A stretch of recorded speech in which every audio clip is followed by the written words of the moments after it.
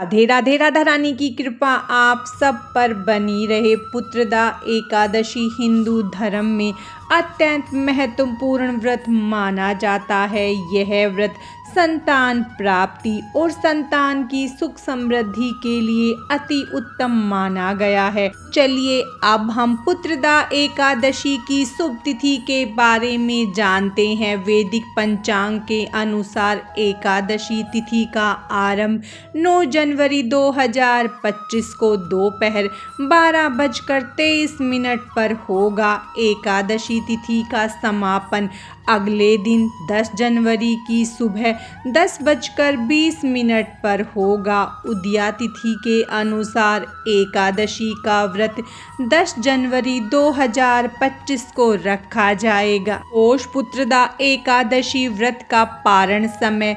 पौष पुत्रदा एकादशी व्रत का पारण 11 जनवरी 2025 को किया जाएगा। व्रत का पारण शुभ मुहूर्त सुबह 7:15 से सुबह 8:21 तक रहेगा। पारण के दिन द्वादशी तिथि समाप्त होने का समय सुबह 8:21 है।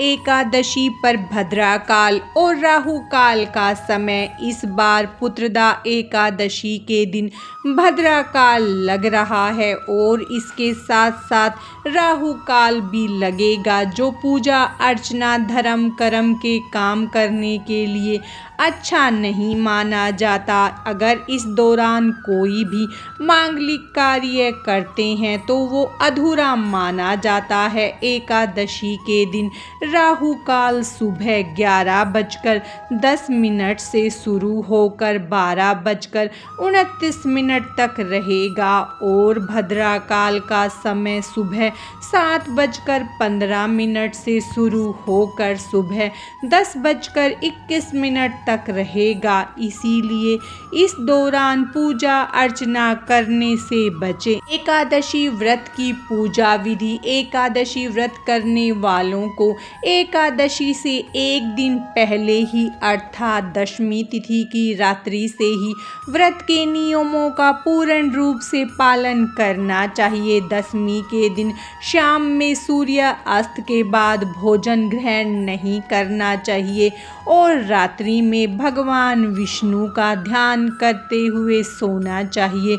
सुबह सूर्य उदय से पहले उठकर नित्य क्रिया से निवृत्त होकर स्नान करके शुद्ध व स्वच्छ वस्त्र धारण करके श्री हरि विष्णु का ध्यान करना चाहिए। अगर आपके पास गंगा जल है तो पानी में गंगा जल डालकर नहाना चाहिए। इस पूजा के लिए श्री हरि विष्णु की फोटो के सामने दीप जलाकर अपने व्रत का संकल्प लेने के बाद कलश की स्थापना करनी चाहिए। फिर कलश को लाल वस्त्र से बांधकर उसकी पूजा करें। भगवान श्री हरि विष्णु की प्रतिमा रखकर उसे स्नान आदि से शुद्ध करके नया वस्त्र पहनाए। उसके बाद धूप दीप आदि से ही विधान से भगवान श्री हरि विष्णु की पूजा अर्चना करे, भगवान की आरती करे तथा भगवान को नैवेद्य और फलों का भोग लगाकर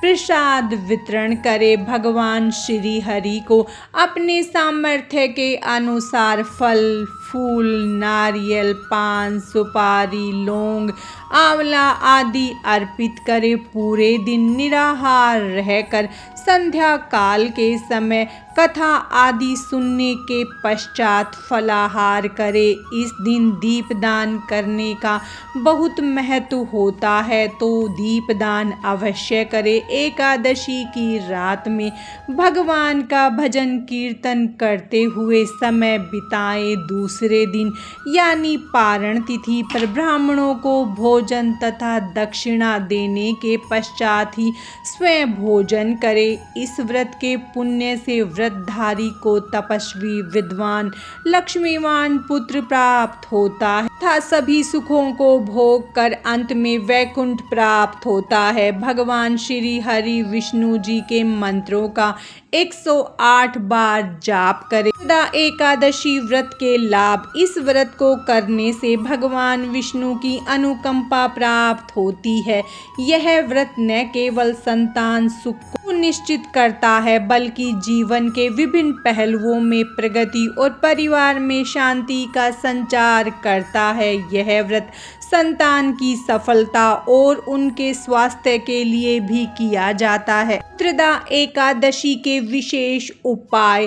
पुत्र या संतान की इच्छा रखने वाले दंपति अगर पुत्रदा एकादशी पर कुछ विशेष उपाय करे तो अगली पुत्रदा एकादशी के दिन मनोकामना अवश्य पूर्ण हो जाएगी। पुत्रदा एकादशी के दिन व्रत रखकर भगवान श्री कृष्ण के बाल रूप यानी लड्डू गोपाल को पंचामृत से स्नान कराकर पंचोपचार विधि से पूजा करनी चाहिए। साथ ही लड्डू गोपाल का मनपसंद भोग अवश्य लगाएं। इसके बाद संतान गोपाल मंत्र का जाप करें। ऐसा करने से भगवान कृष्ण प्रसन्न होंगे और आपकी मनोकामना अवश्य पूर्ण करेंगे। पोष पुत्रदा एकादशी के दिन दक्षिणावर्ती शंख में जल भरे और उसे भगवान विष्णु का अभिषेक करे। पीपल के वृक्ष में श्री विष्णु का वास होता है,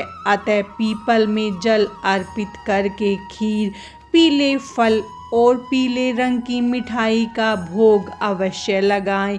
यदि अपार धन लाभ की इच्छा है तो श्री विष्णु जी के साथ माता लक्ष्मी का पूजन करें। एकादशी के दिन साय के समय तुलसी जी के सामने गाय के शुद्ध घी का दीपक जलाएं तथा उन्हें प्रणाम करके अपने मन की इच्छा बोले। आपकी मनोकामना अवश्य पूर्ण होगी। पुत्रदा एकादशी के दिन मान्यता है कि विधिवत रूप से व्रत रखने और देवी लक्ष्मी और भगवान विष्णु की उपासना करने से उत्तम संतान की प्राप्ति तथा संतान को लंबी उम्र का वरदान मिलता है और सुख और समृद्धि मिलती है। पुत्रदा एकादशी का महत्व। पुत्रदा एकादशी व्रत करने से दंपतियों को संतान सुख की प्राप्ति होती है। इसके साथ ही इस दिन व्रत रखने से पापों का नाश होता है और मोक्ष की प्राप्ति होती है। यह व्रत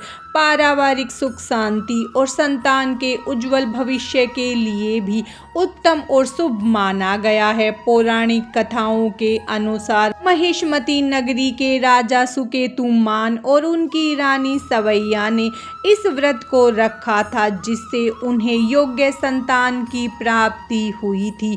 आज की इस वीडियो में बस इतना ही। भगवान श्री हरि विष्णु और माता लक्ष्मी की कृपा आप सब पर सदा बनी रहे। राधे राधे।